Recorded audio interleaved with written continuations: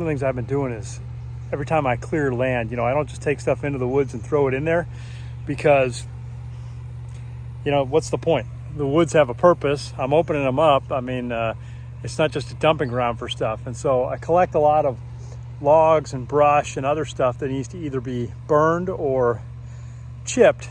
And so I've gotten several piles around here, and I'm gonna need to get after it a little bit. Like this massive thing here, it's just a massive pile of brush. As much as I burn this stuff up, I keep having more show up. Yeah, that doesn't count as a burn pile or a shred pile. Opening up more of this area, stuff there, all these here, more in the distance over there. That's a bunch of stuff that's too big to chip, and I'm probably gonna have to cut it down and burn it. Got a pile going here, and another good sized pile here from the same area. Just trying to push this all back. Also cleaning up a lot of trash out here. Just always seem to have a bag going. People weren't responsible with their land in the past. Look at that tree, isn't that awesome? Yep, got all this. And then this pile here as well. I think this is one of the oldest piles. This one and the really big one I showed first. I think I'll start here today. See if I can't get after this a little bit, make some progress on it. It's perfect because it's overcast, but that means storm's coming in. It's been raining every day. Yesterday it rained all day. It makes the grass grow though.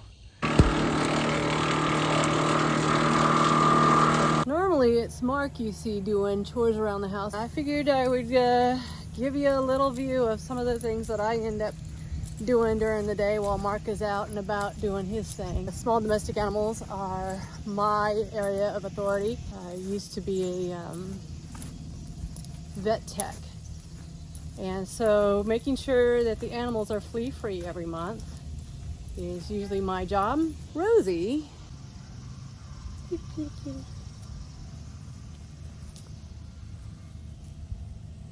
Rosie was named after Rosie Cotton in Lord of the Rings. That's the cat that we used to see the least of. She would hide out and make herself unavailable to us, but with a little bit of time and love, she has become one of the most affectionate. But she also gets a flea treatment, and with her, she's really easy.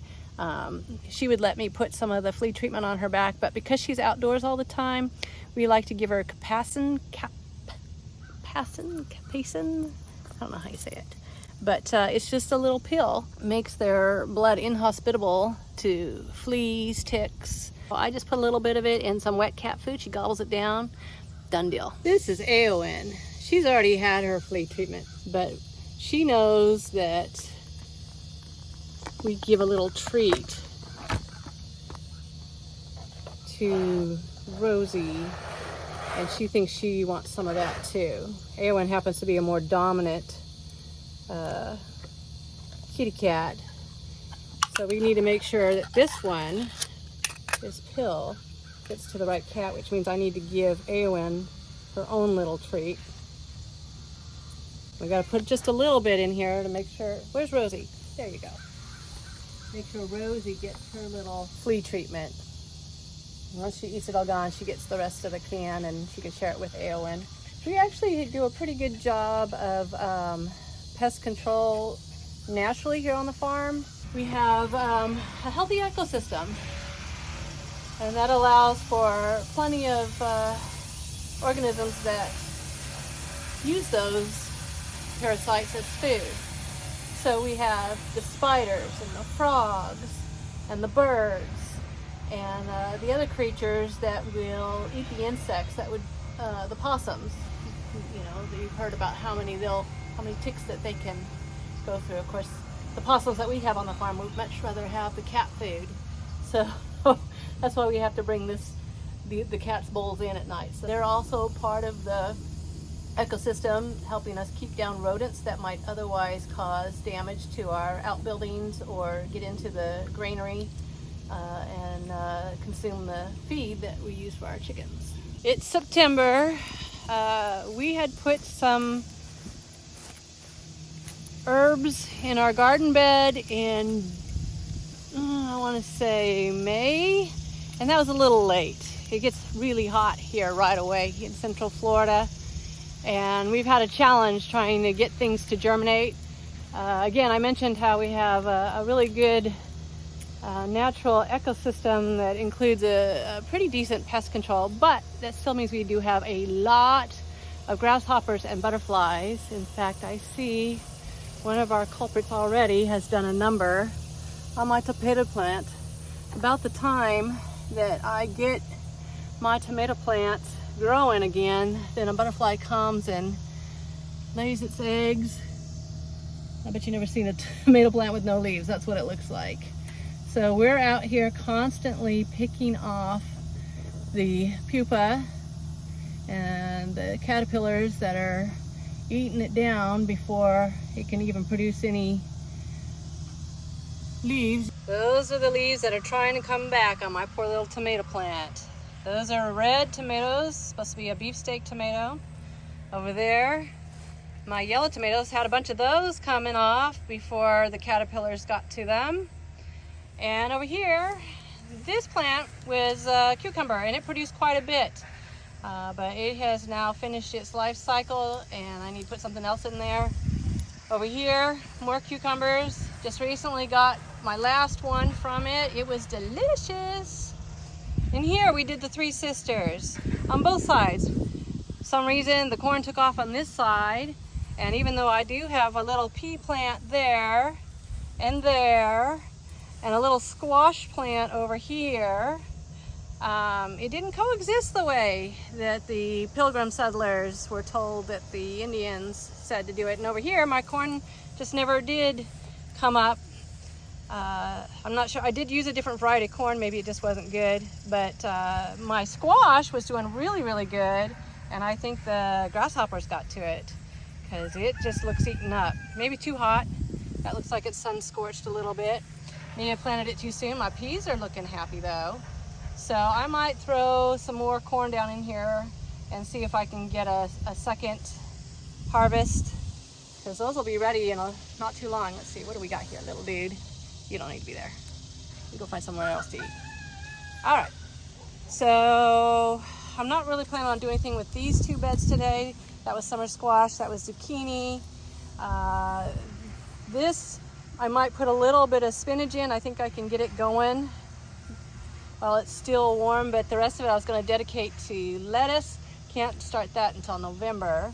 And then over here, I have my kitchen garden, which never took off. I'm not entirely sure if it was the way that we loaded it, because instead of mixing the organic manure we got from the horse farm with the soil, we layered it, starting with the big branches, logs on the bottom, smaller branches, twigs, and leaves, and sawdust, and then ash from our wood pile, then the fertilizer, and then the soil, which you can see is pretty sandy.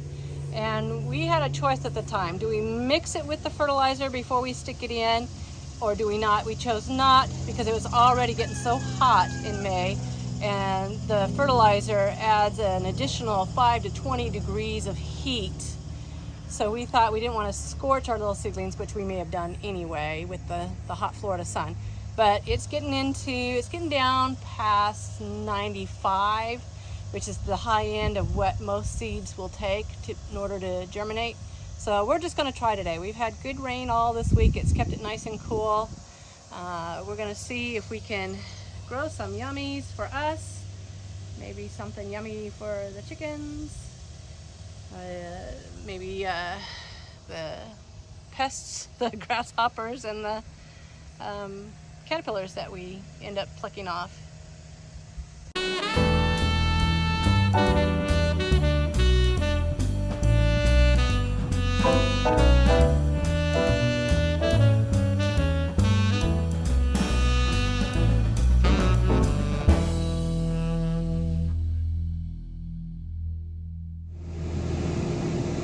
All right, there it is.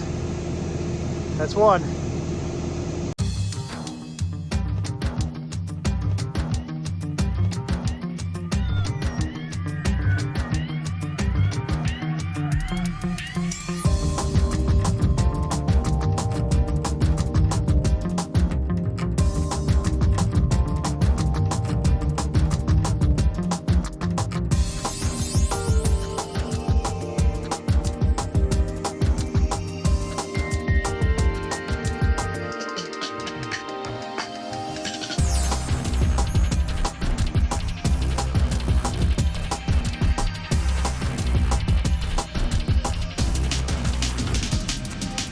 I thought I could fully tighten that area up, but there was some stuff underneath and I was having to clear out. There's more. I wanted to just kind of mow it over and just mulch it down if I could. Yeah, I wasn't interested, but then lightning. Yeah, we don't play with lightning. So it hits. If I hear thunder before I hit 10, well, game over, man. So that's probably it for today, because this is supposed to go all afternoon. Oh, that's a good try. I'll tell you, these things always take probably twice as long as I envisioned they'll take. It's only been that way my whole life, so yeah, I'll probably grow out of it any day now.